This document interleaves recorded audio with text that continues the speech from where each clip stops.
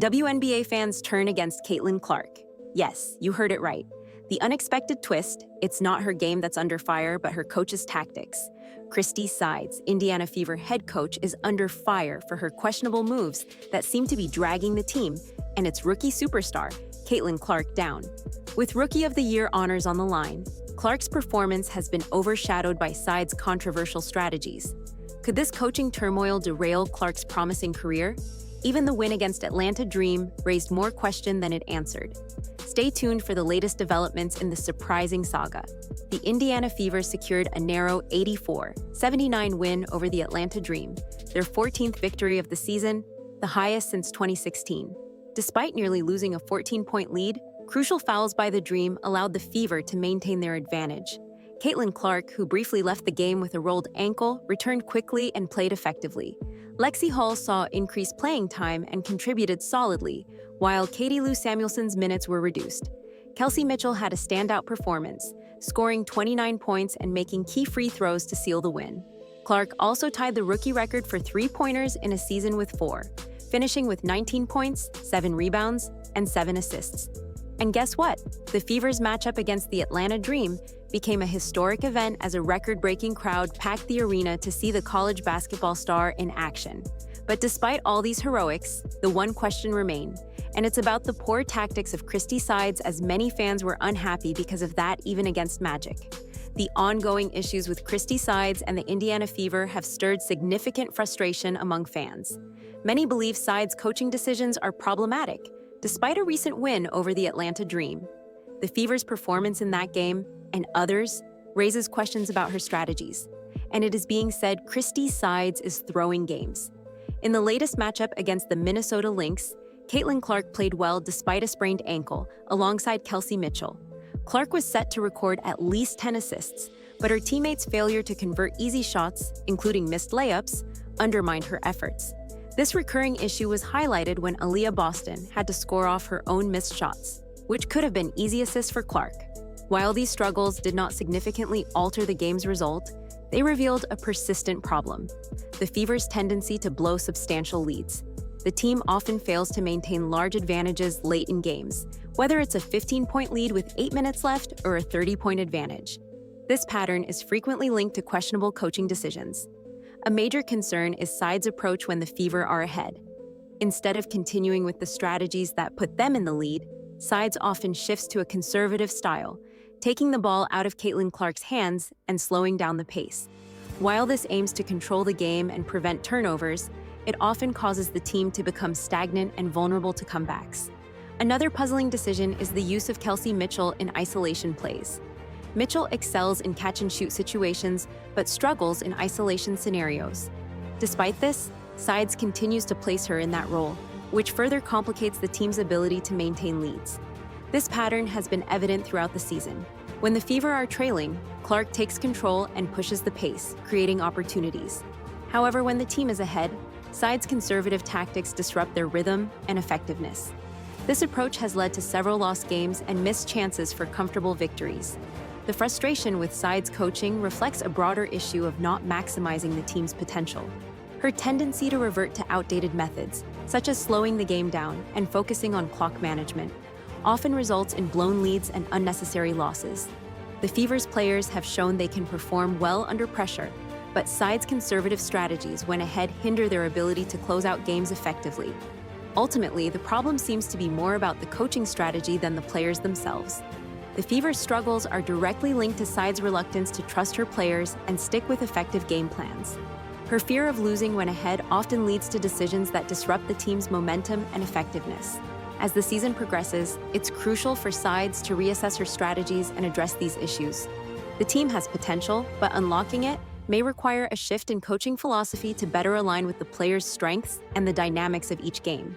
Until then, concerns about Sides' coaching decisions will likely overshadow the Fever's performances and impact their season. Before we move further, please hit a subscribe and press the bell icon, as you help us to never give up on creating this amazing content. Don't be a Christie Sides to us. Moving on. Is Christie Sides a really bad coach? Sides often faces harsh criticism on social media after every Fever loss, and sometimes even after wins. but it's important to acknowledge the progress she's made in turning the team around after their rough one. 8 start. When the Fever lose a game, my social media timeline becomes a flood of negativity directed at Christie Sides, the Fever's head coach. The criticism is relentless, particularly on Twitter and Facebook, and I can only imagine the storm on other platforms like Instagram.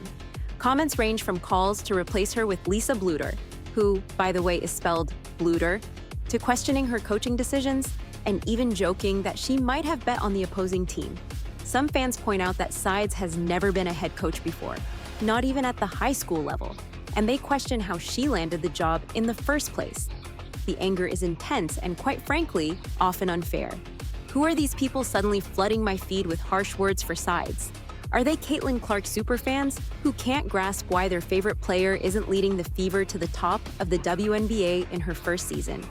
Are they longtime WNBA fans or newcomers? It's hard to tell, but the level of vitriol is unlike anything I've seen directed at Colts or Pacers coaches, except maybe for Jeff Saturday. It's time to give her some grace, Fever General Manager Lynn Dunn told me this week, and let her grow as a young coach. Dunn, who hired Sides before last season, recognizes the team's improvement since their difficult one. 8 start despite the harsh feedback that inevitably follows every game, particularly after painful losses like the one against the short-handed Mystics. One of the things that really impressed me is we were given a very, very difficult, brutal early schedule for a young team, said Dunn, who also coached the Fever to their WNBA title in 2012. I don't know anyone who had to play 2 back-to-backs so early. We had to play all the top teams on the road. We've already played the top team, New York, 4 times. Despite this tough start, Sides has managed to lead the team through significant adversity, keeping them together and focused on improvement. Dunn noted that instead of allowing the brutal schedule to tear the team apart, Sides used it to pull them together.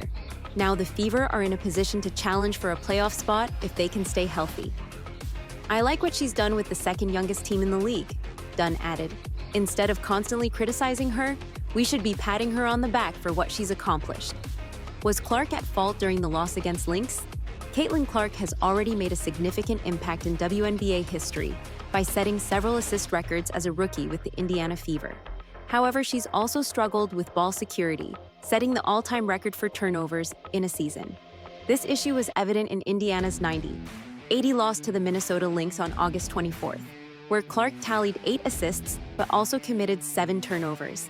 After the game, sports commentator Jason Whitlock criticized the rookie, saying her sloppy play is harming the team. They need to stop making excuses for Caitlin Clark's turnovers. It's sloppy and hurting her team, Whitlock posted on X. However, Clark has her defenders when it comes to the turnover issue. In July, Colin Cowherd of FS1's The Herd pointed out that the rookie guard carries a heavy burden. You know who else has a lot of turnovers? Players who play fast and loose, Cowherd said. LeBron James leads the NBA all-time in turnovers. Steph Curry and Luka Doncic have a lot of turnovers. I've never criticized quarterbacks who throw picks if they're productive.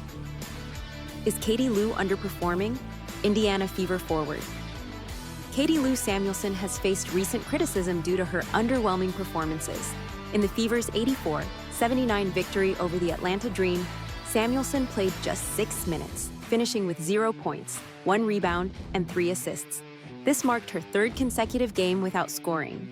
Fever coach Christie Sides addressed the issue after the game, revealing that Samuelson had been feeling unwell, which might explain her recent decline in performance. It is unclear whether this illness has been affecting her for the past few games. Samuelson has averaged 4.9 points, 2.6 rebounds, and 1.4 assists per game this season. Despite starting in 15 of the Fever's 30 games, she has struggled with efficiency, shooting just 32.6% from three-point range and 35.6% from the field.